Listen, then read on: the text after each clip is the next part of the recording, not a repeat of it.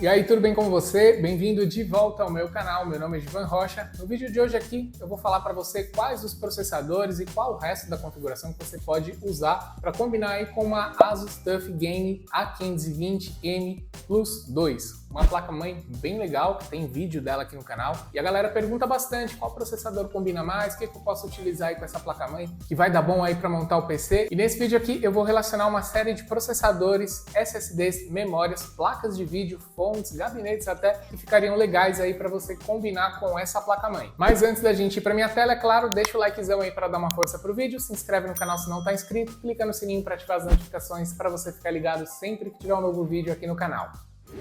Então vamos lá, nessa tabelinha aqui eu vou colocar algumas sugestões de algumas peças aí que você pode utilizar para montar o seu PC utilizando uma Asus TUF Gaming A520M Plus 2, que é essa placa-mãe aqui, como você bem já deve saber, como você já deve estar pesquisando e aí já praticamente decidiu que você vai montar o seu PC aí ou tá aí decidindo se você vai realmente montar o seu PC utilizando essa placa-mãe aqui. O preço dela aqui na Kabum hoje, no momento que eu tô gravando o vídeo aqui, R$ 579,99. Esse preço de repente pode sofrer uma variação para mais ou para menos, e dependendo da época você pode pegar uma promoção bem interessante e ela sai por um valor muito bom. Mas eu tenho uma dica aqui para você comprar hoje aqui essa sua placa-mãe e receber parte do que você gastar comprando essa placa-mãe aqui de volta para você como cashback. Tô falando para você do Cuponomia. Se você ainda não se cadastrou aqui no Cuponomia, esse é o momento de você fazer isso. Cuponomia é um site de cupons e cashback para você utilizar em 2.000 lojas. Vou deixar aí na descrição do vídeo um link para você vir aqui se cadastrar e fazendo seu cadastro aqui você já ganha os seus primeiros R$ 5 em cashback, completando R$ 20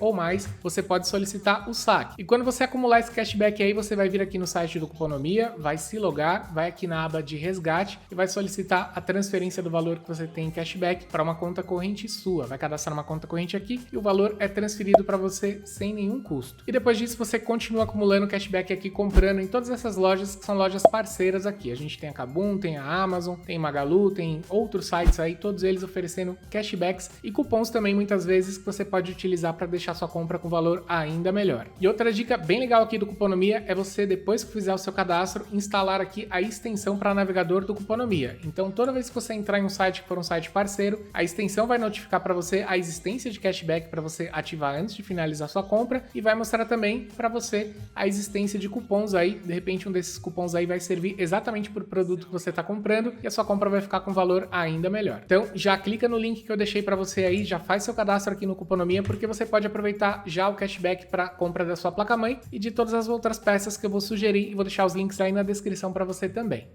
E vindo aqui para a nossa tabela, vou começar colocando aqui uma relação de processadores que você pode combinar com essa placa-mãe. De repente você já está pensando em um deles aí, você vai confirmar aqui que é um processador legal para você utilizar e combinar com essa placa-mãe. Existem vários processadores compatíveis, porém aqui eu vou listar e vou indicar para você aqueles que eu acho que fazem mais sentido de serem combinados aí com essa placa-mãe. Começando aqui pelo Ryzen 5 4600G, pode usar aqui também o 5600G, 5600 GT, pode usar um Ryzen 7 5700G também. Esses processadores aqui todos com gráfico integrado, né? Muito interessante de repente para você começar um PC sem placa de vídeo e posteriormente você colocar uma placa de vídeo combinando com um processador desse aqui. Na turma de processadores sem gráficos integrados, você pode utilizar um Ryzen 5 4500, que já é um processador bem legal. Aí você vai precisar de uma GPU para você ter os gráficos aí no seu PC. Pode utilizar aqui um 5500, que é um processador bem legal também. Pode utilizar um 5600, poderia ser um 5600X também. E pode utilizar aqui Ryzen 7 5700X e Ryzen 7 5700X3D também, por que não? É um processador bem legal e essa placa-mãe é plenamente capaz de suportar esse processador. Já foram feitos testes com essa placa-mãe, onde ela suportou o 5800X3D e até o 5900X. Na minha opinião, não é a melhor combinação, aí eu já acho interessante você usar uma boa B450 com um bom VRM, uma boa B550, uma X570 para combinar com esses processadores, mas é sim uma placa-mãe que suportaria sim esses dois processadores que eu não coloquei aqui na relação, melhor até do que algumas B550 que são na verdade A320 maquiadas ali com B550. De B550 só tem o chipset, mas em termos de construção e componentes deixam bastante a desejar. Já que não, nessa A520 aqui que a gente tá falando de uma A520 com porte de B550. Tem um VRM muito bom, usa bons componentes, é a linha TUF da ASUS, realmente é uma placa-mãe muito boa, por isso que você tem essa variedade toda de processadores aqui que você pode combinar com essa placa-mãe.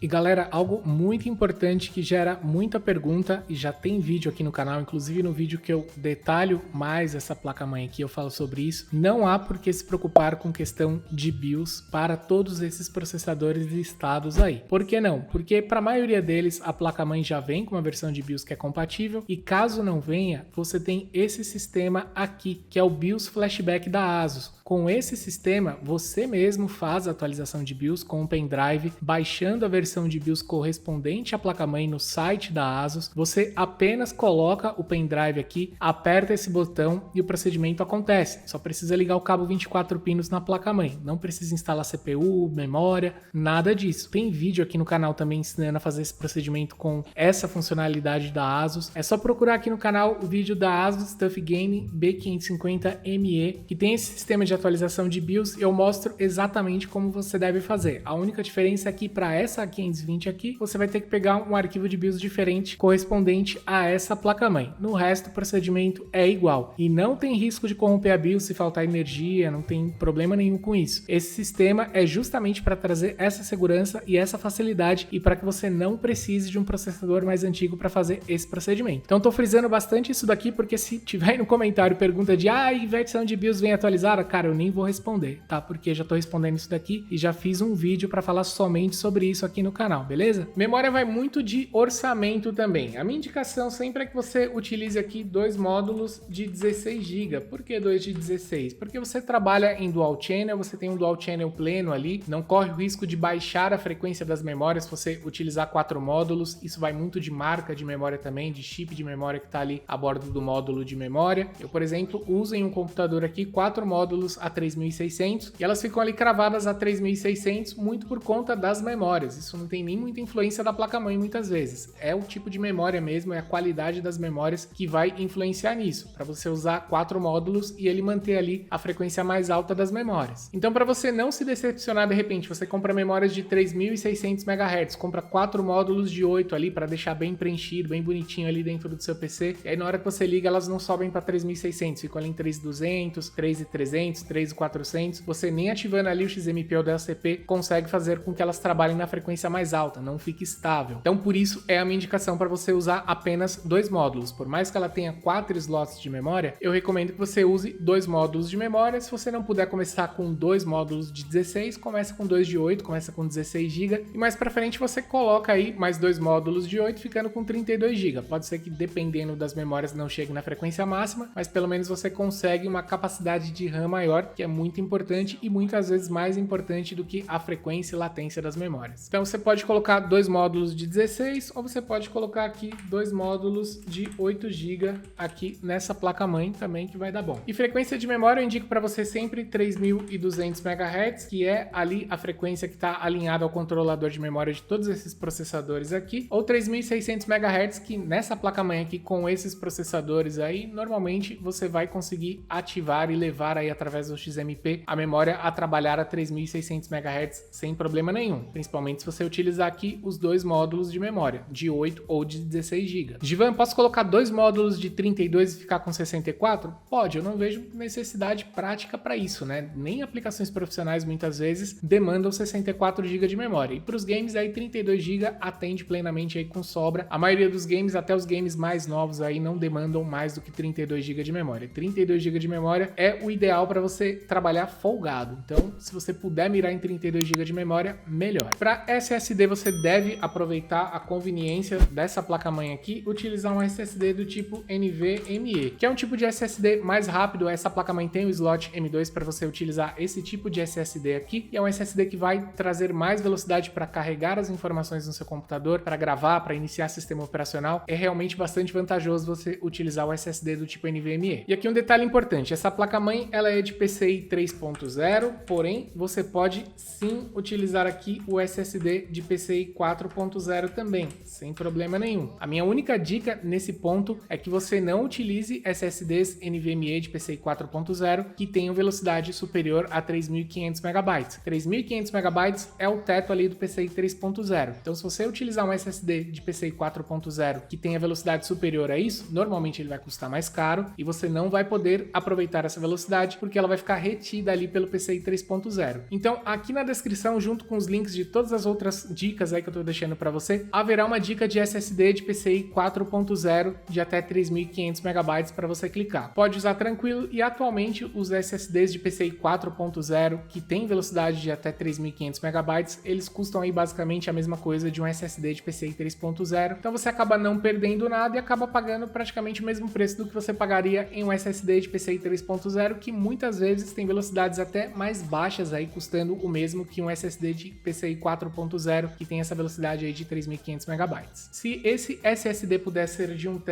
melhor, se couber no orçamento aí, senão você pode usar um SSD de 512 GB também. O ponto é que um SSD de 512 GB ele vai encher muito rápido aí, com sistema operacional, alguns programas e 3 jogos mais pesados aí, você praticamente já fecha um SSD desse daqui. O SSD de 1 TB ele vai ter uma margem maior aí para você colocar uma quantidade maior de jogos aí e programas. E como essa placa-mãe tem apenas um slot M2 aqui de PCI 3.0, não tem um outro slot M2 aqui que você poderia utilizar para colocar um outro SSD NVMe, o outro SSD que você colocaria aqui futuramente seria um SSD do tipo SATA. E por que não um HD SATA também? De repente você acha um HD aí de 2 TB, um HD grande de 5 TB por um preço bem legal, cabe coisa pra caramba, cabe bastante arquivo, de repente você já tem coisa vindo aí de um outro computador que você quer guardar, um SSD SATA ou um HD SATA é muito bom nesse sentido. E para jogar também, a única diferença é que no HD e no SSD SATA vai demorar mais tempo para o jogo carregar, mas depois na gameplay praticamente não tem diferença nenhuma. Outro dia até fiz um teste aqui com HD, coloquei o CS2 em um HD, instalei um HD em uma das máquinas aqui e depois eu comparei o tempo com uma outra máquina aqui que tem o NVMe 4.0. É questão de segundos, né? Demora mais, obviamente, no HD para carregar, mas nada que implique aqui no jogo, né? Porque na hora que o jogo carregar, você vai jogar online ou não online da mesma forma, não tem influência nenhuma. Então, se de repente não for possível ir de SSD SATA como SSD secundário, você pode usar um HD SATA aí tranquilo, que vai ter como você carregar e instalar os jogos aí e jogar apenas com tempo de carregamento maior. Gabinete para você colocar essa placa-mãe com tudo que a gente está relacionando aqui, pode ser um gabinete mid-tower, pode ser um gabinete que seja compatível com o formato micro ATX. Não é necessário que seja um gabinete muito grande, apenas presta atenção no gabinete que você vai comprar, se tem boas passagens ali para você fazer o gerenciamento de cabos, se tem um bom espaço para você criar um bom airflow, se cabe ali uma water cooler, se cabe uma air cooler um pouco maior, tudo isso pode ser importante dependendo do processador que você vai escolher aqui. Mas normalmente um bom gabinete mid-tower não precisa ser nem dos mid-towers maiores, já vai comportar muito bem essa placa-mãe aqui. E você pode utilizar um gabinete do tipo aquário também, a grande maioria deles aí vai ser compatível com o formato micro ATX, você vai conseguir montar sem dificuldade. E falando em montagem de PCs, você sabe que montar um PC ao mesmo tempo que é algo não muito difícil de ser feito, é algo que você precisa prestar atenção e tem algumas dicas que podem fazer toda a diferença entre você ter um PC bem montado e um PC que você vai acabar precisando levar no técnico para terminar a montagem, principalmente para quem nunca montou um PC. Para evitar esse problema, eu tenho um curso de montagem de PCs, um curso prático atualizado, montagem do zero, para quem nunca montou um PC, assistir essas aulas e conseguir montar o PC. O curso vai mostrar desde como você instala tudo na placa-mãe, até como você prepara o seu gabinete e até mesmo como você instala o sistema operacional e faz as primeiras otimizações aí no seu PC. No momento que eu tô gravando esse vídeo aqui, faz pouco tempo que esse curso foi lançado, então ele ainda tá com valor promocional. O link dele tá na descrição desse vídeo aqui para você clicar. Lá tem até uma aula gratuita para você assistir e entender como é que funciona a dinâmica do curso. E adquirindo esse curso, você tem a garantia de conseguir montar o seu PC do zero. Esse curso foi 100% produzido por mim, são mais de 40 aulas práticas para você aprender a montar o seu PC, aulas bem dinâmicas e com muitos detalhes aí para você não deixar passar nada na hora de montar o seu PC. Então, se você está pensando em montar o seu próprio PC, já aproveita, clica aí no link da descrição para você saber mais sobre esse curso aí e garante esse curso que ele vai ser o seu passo a passo, o seu guia na hora de você montar o seu PC.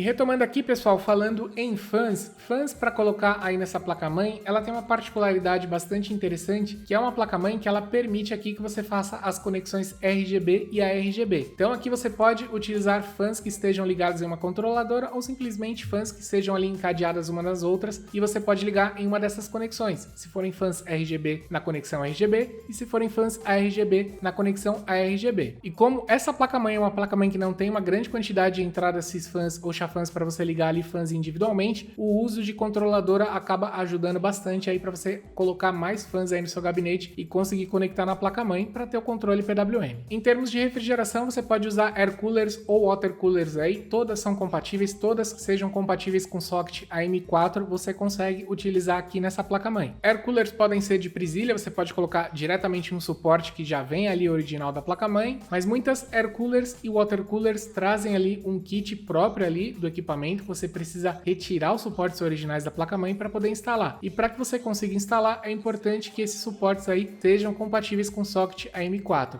Então, antes de comprar air cooler ou water cooler, se certifica que ela tem um kit compatível com socket AM4, que é o socket aí dessa placa-mãe. Fonte não tem muito segredo, a minha dica é que você compre uma fonte aí do tipo ATX e, se possível, uma fonte modular para você ter uma quantidade menor de cabos aí dentro do seu PC. Se não puder ser uma fonte modular, não tem problema. O importante é que seja uma fonte de boa qualidade. E em termos de potência, a minha indicação para você é que você compre uma fonte aí de 600 ou 650 watts. Mas por que 600 ou 650 watts? Isso está ligado diretamente com a GPU que você vai poder utilizar nesse PC depois, sem ter que trocar a fonte. Então, quando você tem uma fonte de 600 ou 650 watts, você fica preparado aí para utilizar até a maior parte das fontes intermediárias que a gente tem no mercado hoje. Se você não pretende de forma alguma utilizar a placa de vídeo, não pretende fazer esse upgrade, vai ficar aqui apenas nos processadores de gráfico integrado e tem certeza disso, uma fonte de 450 watts de boa qualidade é suficiente para você utilizar nessa configuração. Mas se tem a ideia de colocar uma GPU ali a médio ou longo prazo, pode colocar uma fonte melhor, porque chegando essa hora aí você já tem a fonte e não vai precisar comprar de novo. E muitas vezes a diferença de preço entre uma fonte de 450, 500 para uma fonte legal de 600 ou 650 watts não é muito grande assim. Aí na descrição eu vou deixar links de fontes que eu confio, fontes que eu já utilizei, que eu conheço, que eu já vi testes, fontes que eu tenho confiança para poder indicar para você. Assim como vai ter link de todo o resto aqui, indo aí na descrição, clicando aí em ver mais na descrição, você vai ver todos esses links aí e é só clicar para você saber mais sobre cada peça que eu estou indicando aqui. E placa de vídeo aqui está muito relacionado ao processador que você vai utilizar. Aqui no canal eu tenho vídeos sugerindo placas de vídeo para muitos desses processadores aí. Inclusive, se você não estiver inscrito, já se inscreve, deixa o like, clica no sininho, porque sempre tem vídeo novo aqui, e aí quando tem um vídeo novo você recebe a notificação para assistir. Então dá uma olhada aí, se inscreve no canal, dá uma olhada no histórico, porque tem vídeos aqui com sugestões de GPU para você utilizar com 5600G, 4600G, 5700G,